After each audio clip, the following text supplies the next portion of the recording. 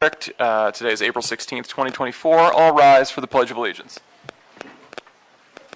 I pledge allegiance to the flag of the United States of America and to the republic for which it stands, one nation, under God, indivisible, with liberty and justice for all. Would anybody like to perform the invocation today? Tom, you want to?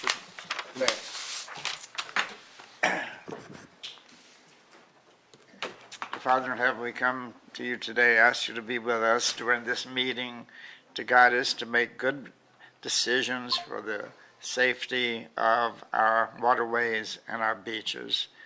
We ask this in your name. Amen. Amen. Roll call. Commissioner Rivers? Here. Commissioner Way? He's absent today. Commissioner Brown? Here. Commissioner Thompson? Here. Commissioner Bender? Here. Great.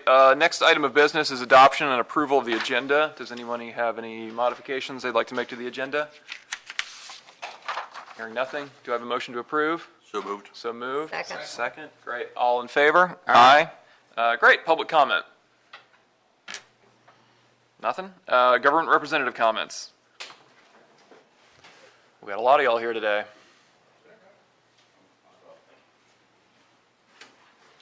Good afternoon, Lieutenant Miller, FWC. Just a quick update on the shorebirds. It is nesting season. We have active nesting on Julia's Island as well as Anastasia and Kansas. So they are posted and we're working them.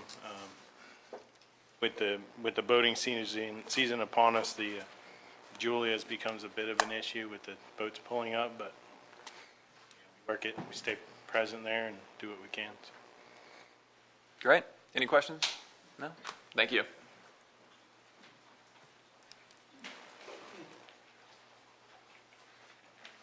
Good afternoon. Rich Rousseau, St. Johns County Sheriff's Office. Just want to make you aware we've had a problem that's come up recently.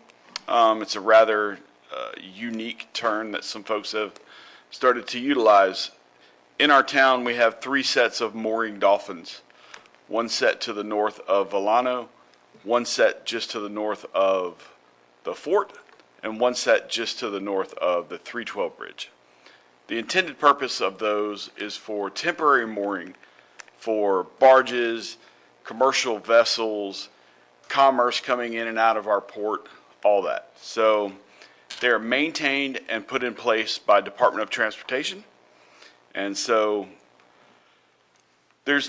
it's really vague on who can be there, how long they can be there, and all that. Everybody in the maritime community knows what they are, knows what they're commonly used for, but there hasn't been a clear and defined regulation for how long someone can stay there.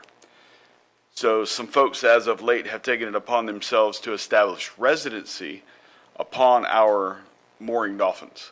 So they have lashed off a shrimp boat called the Captain Trey, and on another set, a private owner of a sailboat has tied to it. So we are efforting right now through DOT to see if we can come up with some language or something they have in their regulations that will allow us to compel people to move off of them so that they can get back to doing what their intended purpose was. So I just want to make you aware of that, and I'll update you and let you know when we come up with a solution. So, any questions? Is this a mooring? It is. So the mooring dolphins are a set of 3 groups of poles that have been driven into the bottom, and then they're lashed together at the top as a secure and weatherproof type of area to tie your vessel to. And we're talking large vessels, 60, 100 foot. And they're in place just for that. And their purpose was never intended for private ownership to come in, tie off to them, and then start living there. And that's what they've done now. So we're efforting trying to get them moved off of them. Okay, give the locations one more time. Yes, sir. Just north of the fort, So between Bridge of Lions and the inlet, there is a set of them, set of 3. Just to the north of the Volano Bridge, on the east side of the Intercoastal Waterway, there's a set of 3 there. And then, Comanche Cove? I'm sorry? Is it near Comanche Cove? It's on the other side of the waterway from Comanche Cove, but in that same general area, a little to the north. Okay. And then the third set is down just north of the 312 bridge on the west side of the Intercoastal Waterway, just before San Sebastian. Thank you. Yeah, you're welcome. Good. you. Thank you. Any other government representatives?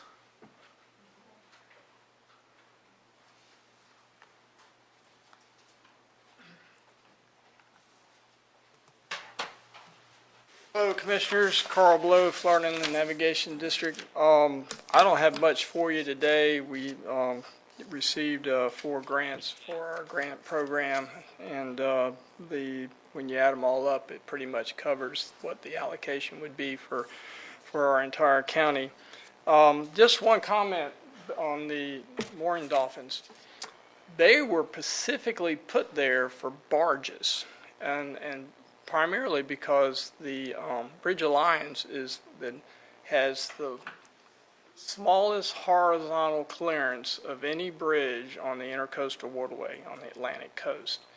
And so whenever you have a tide running, basically the concept is if you're pushing a barge, you lay up on these dolphins and you wait for a slack tide before you try to get through that bridge. The idea is that it's less likely for an accident to occur that will damage the fendering system on the bridge. My recollection was the DOT tried to get fined to be responsible for those dolphins, but since it's a DOT bridge, they ended up being responsible for them.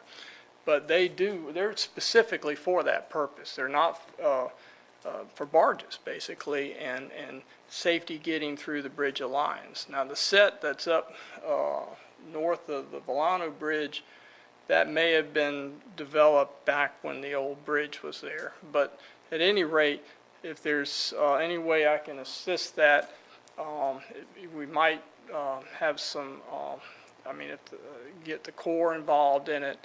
But yeah, they were put there specifically for that purpose, not for boats just to lay up there for their own convenience. So if that's of any assistance.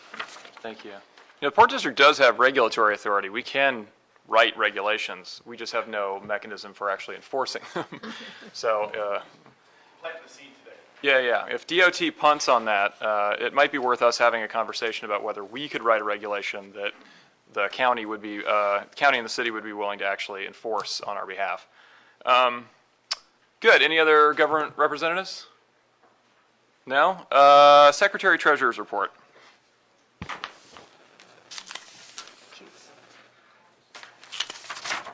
Of the committed for city overtime, city police overtime, of the 8,000, we've spent 4,070. That didn't change from last month. The St. Johns County Sheriff's Department overtime of 25,000 committed, we've spent 5,722. Derelict boats haven't changed. 2,844 is what's been spent. Unspecified marine projects, which is basically what's on the very bottom, was 188,925. Operating expenses that were spent to date was 109,554. In the Florida State Board of Administration, we have 20,207 in the operating account. We have 774,929. I did move 200,000 of that. Not of that. There was 974. I moved 200,000 into the money market account, so we can get some interest. In the money market account, we have 1,320,000. And for the taxes budgeted, we budgeted 826,000 for the year. We received 758,000, and we're expected 67,335. Very good. Any questions on that? Hearing nothing. Great, thank you, Elise. Next is approval of minutes. Does anybody have any modifications or corrections to the minutes as submitted by Mr. Meek? No? We have a motion to approve? Oh, I'm make a motion to approve. all right. Commissioner Rivers, seconded by Commissioner Thompson. All in favor? Aye. Great. Engineering report. Couple updates on some ongoing projects. The Army Corps' Back Bay feasibility study project, the next two update meetings have been scheduled. The first one is April 24th from 6 to 8 p.m., and that's going to be an in-person meeting only. And then next month's May 18th is from 1 to 2:30, sorry, is also available online if anybody would like to participate. The Ponte Vedra Beach Beach Nourishment Project is ongoing. That's the one that has closed Michler's access a couple of times over the past couple of weeks. The project's ongoing now, should be going on for the next couple of months. The St. Augustine Beach project is on hold still until some equipment gets in place, and then they will pick up again. And the last update is the Porpoise Point seawall that was constructed is complete, and they're done with that project. So that's all I have. Great, thank you. Any questions for Taylor? No. Good, that brings us to old business. We have Salt Run, No Wake signage, and channel marker replacement, which I believe are both essentially one business item. Commissioner Way requested that we ask the city for costs. You guys submitted that information, and I believe have more. So if y'all want to go ahead and come on up and present. Eric Malden, Harbor Master, City of St. Augustine. The PowerPoint here will kind of cover A and B. It starts with more or less the channel marker replacement, and then another item at the end as well.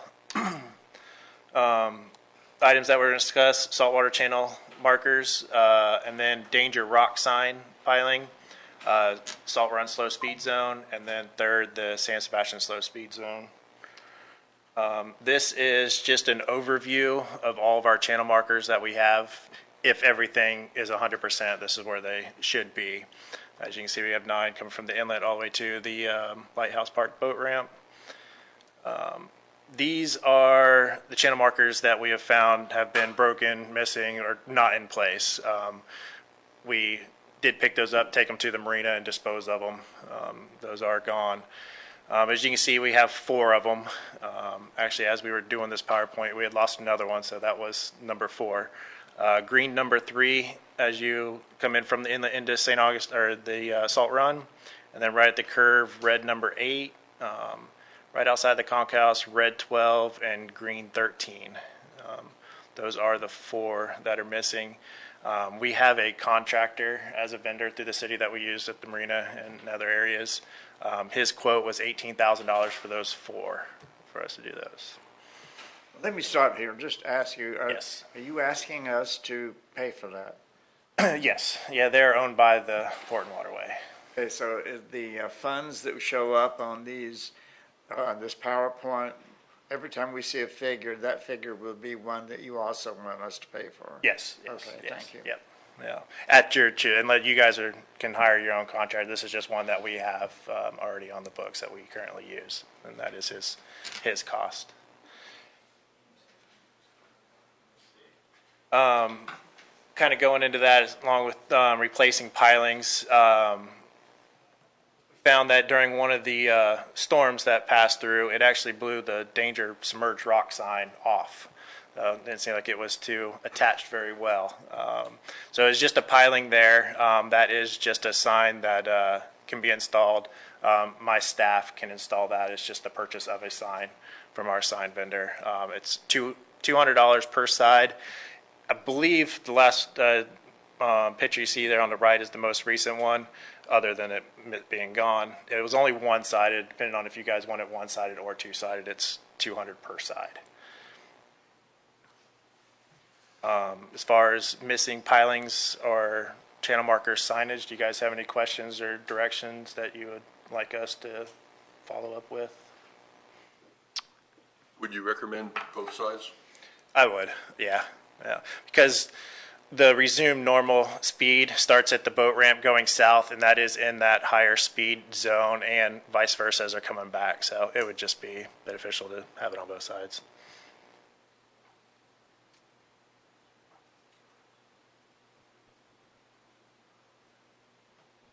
Well, yeah, I think you can keep going if, Okay. yeah, we'll consider it all maybe Okay. at the end would make the Sounds most good. sense. Thanks. Second item is one that we've kind of puzzled on and trying to figure out what's going on here. So FWC contacted me at the end of last year to do an inspection in Salt Run. Through that inspection and with Officer Harvey, he noticed that we're missing a resumed normal speed exiting Salt Run going towards the inlet. The slide you see there is what is currently in place now. Entering Salt Run, just northeast of the conch house, you'll see that there's two slow speed signs. One is facing the entrance and exit of Salt Run. However, there should be a resume normal speed sign there, and there is not. As you go in further into Salt Run, you have another individual piling. It's not a channel marker, it's a piling just for a slow speed sign just south of the conch house. Continuing to the Lighthouse Park, there's one right across from the fishing pier and the dock. It's a one-sided as you're leaving the boat ramp heading north, you see that slow speed sign. And then right across from the waterway, there's a piling that has a slow speed sign and a resume normal sign as you go further south into Salt Run. As you see, those are very old signs there. The old signs and the single one by the ramp have permit numbers and county ordinance numbers. The other four do not have anything. They're just markers to say slow speed, no wake. So what I researched was where does the resume normal sign actually go? Because we don't have any documentation. So reached out to FWC Waterways. They sent me this marker data form that they have on file. This is from the 90s, so they had very little info on it. The only thing they could find is this one here. As you can see, it has two resume normal signs posted. However, the marker data form says pending at the top. So they don't believe that that was the actual final permitted marker data form. And those are the only GPS points that they have. If you plot those GPS points, this is what it shows. There's one right at the very entrance of Salt Run, right at the end there, and I don't believe that's accurate. We've never seen a resume normal speed sign there. The one right outside the conch house is right on its mark, and the one just south of there is a little bit off, but it's right in that same vicinity. And then you can see right across on the boat ramp as well. So I talked to them and asked them if do we go by what they have on file with their marker data form, even though it's pending or what. So then she referred me to what does the county ordinance say that adopted for that permit. And in the ordinance, it has this map. The highlighted gray is the actual slow speed zone. So you can see where the slow speed zone starts coming from the inlet into Salt Run is right outside of the conch house, right where those double-sided slow speed signs are. And then following all the way up to where the boat ramp is. If we went by what FWC has on file, it would be all the way out at the inlet entrance. However, the county ordinance doesn't support that. So this is what law enforcement would have to go by, is what's on that county ordinance. See here. So our recommendations refer to the county ordinance map for placement of slow speed signs. Remove the northbound slow speed sign outside of the conch house there as you leave Salt Run, and replace that with a resume normal sign. Also to replace the 4 signs that do not have any permit numbers on them, and replace the 2 old signs to update the rest of the look on the others. Cost to replace those signs, the new resume normal sign and the old deteriorated one, and then the 4 other slow speed signs. That's a total of $750 plus shipping, and then my staff can install that at no cost too. Do those. How much do you expect the shipping to be? Shipping is usually, I would say, to be on the safe side, this would be $1,000. The signs are pretty heavy, so you're looking at total for this would be $1,000, about $150 to $200 in shipping Just depends on what they price it out at the time of the order. You come on a freight. Do you guys have any questions on the actual slow speed signs, replacement, or anything? All right, moving on to the third item. This was brought to my attention from the last meeting about placement of slow speed signs in San Sebastian waterway. Back in 2021, we did an amendment to the permit in San Sebastian. There was only one existing slow speed sign at the entrance there. As you can see, it says existing sign. We added 8 additional signs all the way throughout San Sebastian on both sides, so people going in and out can see that through the whole waterway on every turn. What had come up, I assume, on the last meeting was moving that existing sign right there to the west of Channel Marker 2 to the Channel Marker 2 entrance, extending it out right to the entrance of San Sebastian. Reasons, public concern for safety at the entrance. It is sort of a blind curve there leading into it. And then possibly the future construction of the St. Johns County boat ramp near Channel Marker 7-2, that would kind of extend that out a little bit further to add a little more room for that project. The next steps would be to apply for an amendment to that permit and see if FWC Waterways is interested in doing that. And then based on what that permit amendment says and what we move forward, if we just take those signs and move it to the channel marker or put in a whole nother marker up closer and so forth. But I'll let your direction on if you want me to entertain that with FWC Waterways. So it sounds like we have essentially 2 significant voting items here, if I understand correctly. One is we've got to get our house in order in Salt Run, and the City Marina and the city is offering to take that on for us at a cost of about $19,500, which, if I've got this right, is going to be replacing 4 pylons. It's going to be giving the rock sign, and then basically revamping all of the slow speed and resume normal speed signs in the entire waterway. Yeah. The second voting item is going to be just directing whether or not to direct y'all to apply to FWC for a modification to the slow speed sign placement in the San Sebastian River. Correct. For all the reasons you articulated. The San Sebastian River one seems like the easiest one to handle. I would personally be very much in favor of that, again, for all the reasons that are articulated. Anybody who's ever been out there knows that is a bit of a blind curve, but more importantly, there is going to be a major city boat ramp, or major county boat ramp going in there, one that we have partially funded, that's going to massively increase the amount of traffic coming in and out of the San Sebastian River. It's going to make it much more dangerous. So I personally would be in favor of asking the city to reach out to FWC to grant that modification. So does anybody have any objection to that or any additional discussion? Could maybe I we'll move agree with you. You want to move then to? I so moved. So moved. Second. You're looking for a total of about $19,150. About right now, we're just talking about the San Sebastian River slow speed. That would be no cost at That the would be moment. no cost at this point. They'll just go to FWC and ask for a permit change. So Okay, all right, gotcha. So you're only on item 3 now.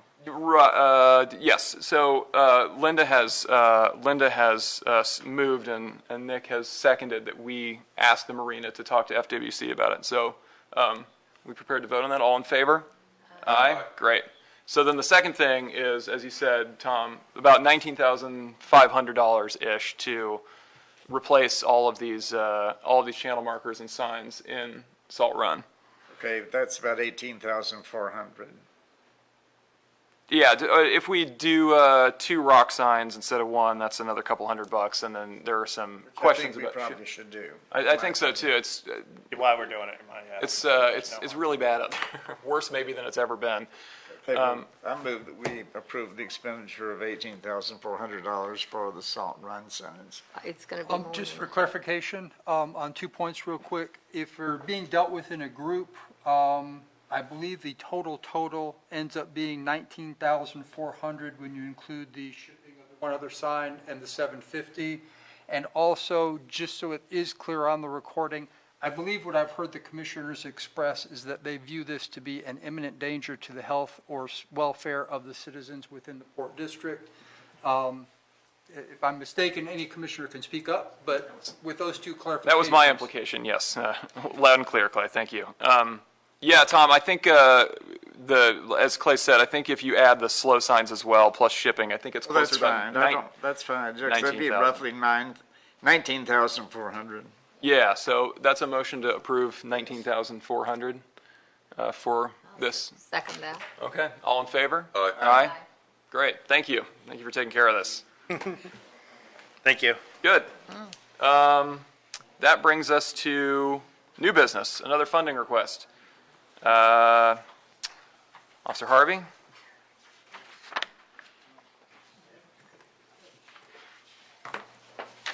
Good afternoon, Pat Harvey with the City of St. Augustine Marine Unit. You guys all have a copy of this, and you were also emailed a copy, so I'm not going to sit here and waste anyone's time this afternoon to read it through. What I'm asking for is to replace the rib or the collar on the police vessel. It is the last portion of the 5-year sustainment, and that will make the boat at least 5 to 7 years. The new collar has a 2-year warranty, and we would be able to take the collar that we have off for any catastrophic use if the new one was to have an issue. The old one has multiple leaks in it. We've tried to fix it several times. It'll hold air for probably about 4 days, and so it's a recurring issue that we're trying to replace. I've gotten several quotes on this. I wasn't allowed at first to go to the manufacturer itself because of Silver Ships, who built the boat. Through Silver Ships, it was $25,225. Then I was able to go around them and get it directly sent to us from Wing, the manufacturer, for $18,772.09.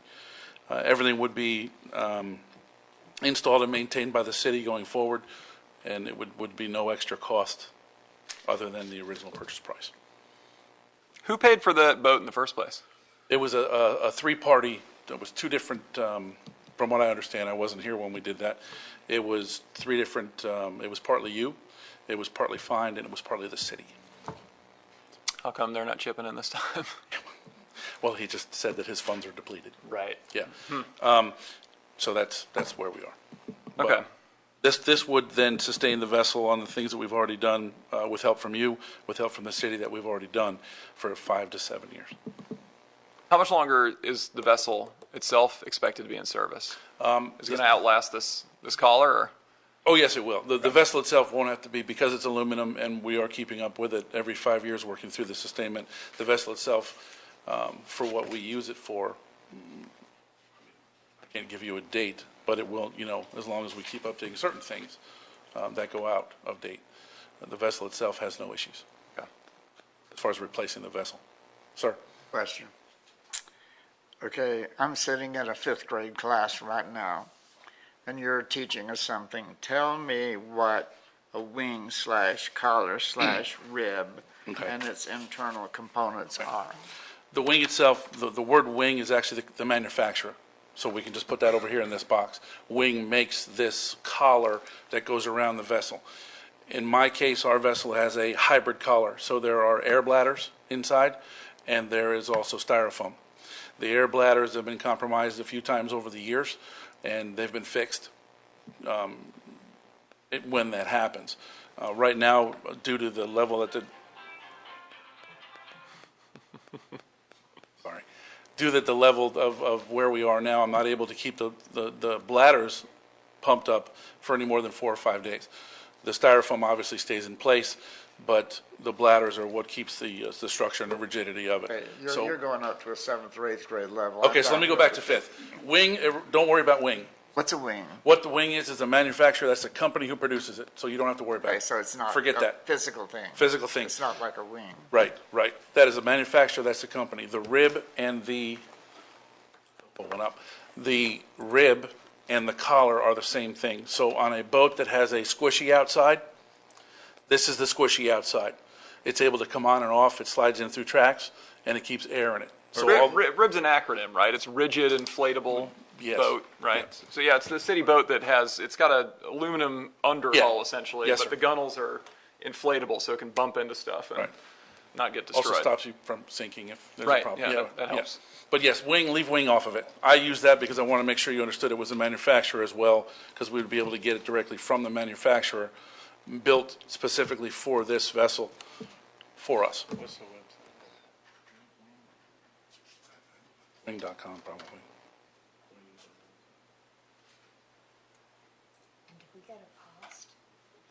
Yeah, the cost was I'm sorry. 18,000 some odd, right? I want to say. Yeah, sorry, it's 18,007. Yeah, 77209. I saw that, yeah. And you said no installation costs. No because y'all installation will costs install or and maintenance. maintain. Right. We've taken the other one off a few times now, so we know how to do it. Okay.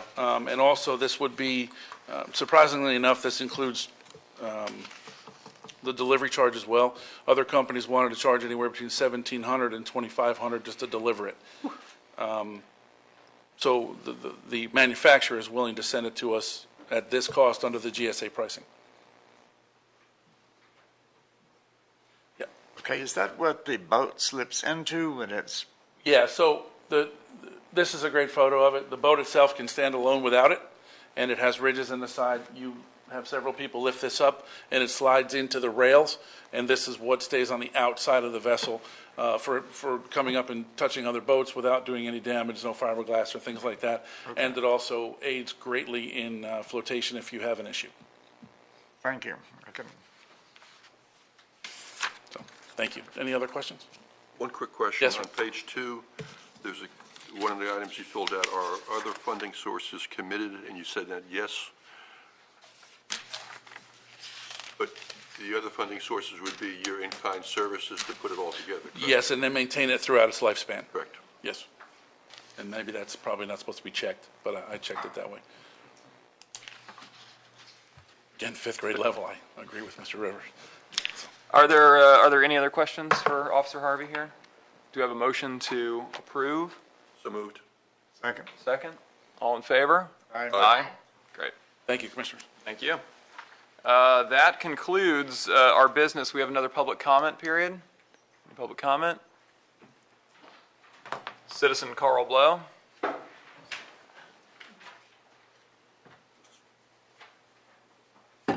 Thank you, Mr. Chair. Just to take this opportunity to let the county and the city know that under our grant program, we have available up to $100,000 for law enforcement and fire rescue vessels.